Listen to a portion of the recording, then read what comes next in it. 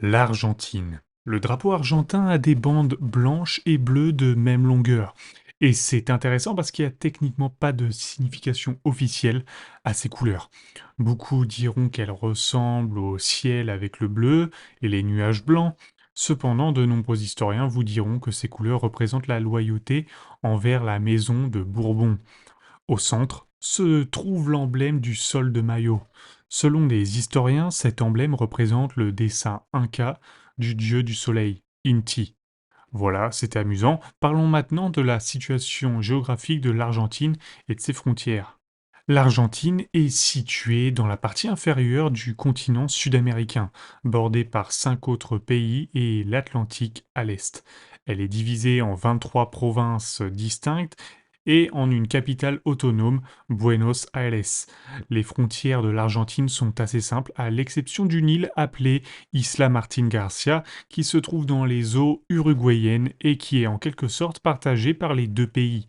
Par ailleurs, la plupart des frontières de l'Argentine sont en fait de simples barrières terrestres naturelles, telles que la cordillère des Andes à l'ouest du Chili et dans la province de Misiones, les fleuves Paraná, Iguazú et San Antonio, ainsi que le fleuve Uruguay pour l'Uruguay et le Brésil. Ce qui, soit dit en passant, donne à l'Argentine, à Panhandle, c'est une queue de poêle très reconnaissable, un peu comme l'Afghanistan que nous avons étudié il y a quelques semaines maintenant.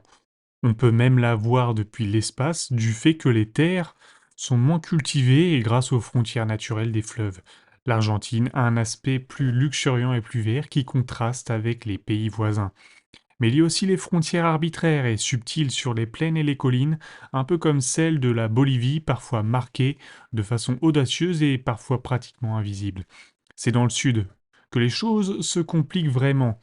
Plus précisément l'extrême sud, la Terre de Feu, ce qui est assez ironique étant donné qu'il s'agit de l'un des endroits les plus froids de toute l'Argentine. Ça a été nommé d'après les feux que les tribus indigènes faisaient sur Terre et que Magellan a vu lorsqu'il a découvert la région au XVIe siècle.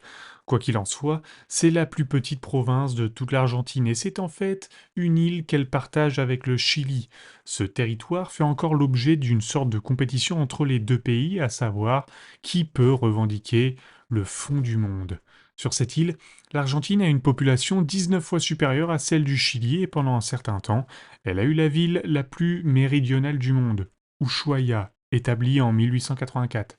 Cependant, le Chili n'a pas abandonné la lutte et dans les années 1950, il a construit un petit établissement à quelques kilomètres au sud, de l'autre côté du canal, Beagle, appelé Puerto Williams ou Cabo de Hornos du nom du Cap Horn. C'est ainsi qu'avec une population légèrement supérieure à 3000 habitants et même son propre petit aéroport, le Chili a battu de justesse l'Argentine en détenant la ville la plus méridionale du monde. Mais là où les choses se compliquent, c'est avec les îles. Si vous posez la question à un Argentin, il vous dira que ces îles s'appellent les Islas Malvinas, autrement dit les îles Malawines, qu'elles appartiennent totalement à l'Argentine et qu'il n'y a pas de question à se poser à ce sujet et que tout est réglé. Les Argentins sont si sérieux qu'ils ont même donné le nom de ces îles à un stade et à un aéroport pour refléter la souveraineté qu'ils revendiquent sur ces îles. Si vous interrogez un Britannique maintenant, il vous dira que ces îles sont une collectivité d'îles composées des îles Malawines à l'ouest, de la Géorgie du sud et des îles Sandwich du sud, à ne pas confondre avec les îles Sandwich qui étaient à l'origine le nom donné aux îles Hawaï. L'Argentine affirme qu'après avoir obtenu son indépendance de l'Espagne en 1816, les îles lui ont été données par l'Empire espagnol et que les Britanniques sont arrivés en 1830 et ont chassé par la force les Argentins qui s'y étaient installés et leur ont interdit d'y revenir. Cependant, les Britanniques affirment que ce sont eux qui ont découvert les îles au XVIIe siècle, même si techniquement ce sont les Français qui ont été les premiers à coloniser l'île. Quoi qu'il en soit. Il y a une population permanente d'environ 3000 personnes qui vivent sur les îles et qui sont des ressortissants britanniques qui sont nés et ont grandi sur les îles. Finalement, les tensions se sont accrues et les deux pays sont entrés en guerre pour les îles en 1982. Pour faire court, le Royaume-Uni a réussi à repousser les troupes argentines et à conserver les îles bien que l'Argentine ne reconnaisse toujours pas la souveraineté du Royaume-Uni. C'est amusant de constater qu'en 2009, l'ancien Premier ministre britannique Gordon Brown a rencontré la présidente argentine Cristina Fernandez de Kirchner, et que lorsqu'il a été question des îles Malouines, ils ont déclaré maladroitement qu'ils n'en parleraient pas. Bon, voilà beaucoup d'infos. Parlons maintenant de l'aspect réel du pays. L'Argentine est l'un des pays les plus diversifiés en termes de paysages, à chaque coin de rue, ou presque. Vous verrez quelque chose de complètement différent du coin de rue que vous veniez de voir. Au nord, près du Brésil et du Paraguay, vous trouverez des forêts tropicales et des zones tropicales humides et luxuriantes. À l'intérieur des terres et dans le Midwest, on trouve des pampas plates, des terres agricoles et des collines. À l'ouest, au Chili, se trouvent les montagnes dont le point culminant est le mont Aconcagua, qui soit dit en passant est la montagne la plus haute de toute l'Amérique du Sud. À l'est, au bord de l'Atlantique, vous trouverez de belles plages côtières. Un peu plus au sud, on trouve des ranchs et des mines de minerais. Et un peu plus au sud encore, on trouve des déserts rocheux froids et glacés, des cactus dans la région de la Patagonie et des forêts de bois pétrifiées comme celle d'Ormochea. Si vous allez encore plus au sud, à l'extrémité de la région de la Patagonie, vous trouverez des glaciers et de la glace forcément. C'est la partie la plus froide de l'Argentine. Il est intéressant de noter que la partie sud de l'Amérique du Sud présente ce qu'on pourrait appeler un double effet d'ombre pluviométrique inversé, dans lequel les courants de vent font que l'humidité reste dans la partie nord de l'Argentine, faisant de la partie nord du Chili un désert et le contraire dans le sud, dans lequel l'Argentine devient un désert et le Chili un intérieur verdoyant. C'est assez intéressant de voir comment ça se passe. Fait amusant, l'Argentine a été colonisée à l'origine parce que les colons pensaient que la terre serait riche en argent, d'où le nom de l'Argentine, du mot latin argentum, qui signifie argent. Cependant, par un étrange retournement de situation, l'Argentine était en fait riche de presque tous les minéraux, à l'exception de l'argent. On trouve du zinc, du cuivre et du plomb dans diverses mines un peu partout, mais l'Argentine est particulièrement riche en bore, ce qui fait d'elle le troisième plus grand producteur de bore au monde après la Turquie et les États-Unis. Maintenant, voyons un peu les données démographiques. L'Argentine compte environ 41 millions d'habitants, soit à peu près autant que le Soudan. Les Argentins ont un dicton, Los argentinos descienden de los barcos, qui signifie que les Argentins descendent des bateaux, ce qui veut dire que l'Argentine est presque entièrement un pays d'immigrants. L'Argentine peut en fait être considéré comme le pays le plus blanc de toute l'Amérique du Sud. Il est difficile de distinguer les pourcentages spécifiques car de nombreux rapports de recensement argentin ne tiennent pas souvent compte de la race, mais même les estimations les plus conservatrices situent l'Argentine aux alentours de 85 à 95% d'Européens. Croyez-le ou non, environ la moitié de la population argentine est italienne, ou du moins partiellement italienne dans son ascendance. Des flots de personnes originaires d'Italie ont immigré au XIXe et XXe siècle pour éviter les troubles économiques dans leur pays d'origine et ont vu en l'Argentine un moyen de reconstruire leur vie.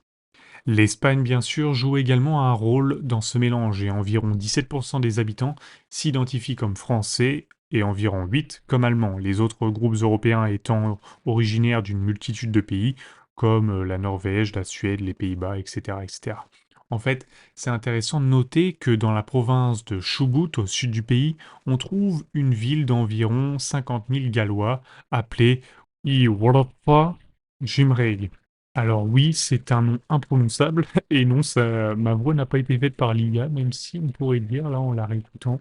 Bon, c'est un nom carrément bizarre. Mais bref, une bonne partie de ces personnes parlent couramment le gallois, ce qui fait de l'Argentine l'un des rares endroits au monde où on peut trouver une communauté galloise avec des structures instituées qui parlent le gallois comme langue principale. Les choses deviennent un peu plus floues cependant lorsqu'il s'agit des autochtones. Bien que les Amérindiens de plein sang ne représentent environ 2% de la population, près de 9% de la population s'identifie comme métisse, c'est-à-dire comme un mélange d'Amérindiens et d'Européens. Toutefois, une étude récente menée par le généticien Daniel Korak a émis l'hypothèse que plus de la moitié de la population argentine a probablement au moins un ancêtre amérindien. En fait, l'Argentine a eu une population noire étonnamment importante, surtout à l'époque coloniale, et à un moment donné, pendant la colonisation espagnole, les Noirs représentaient un tiers de la population totale.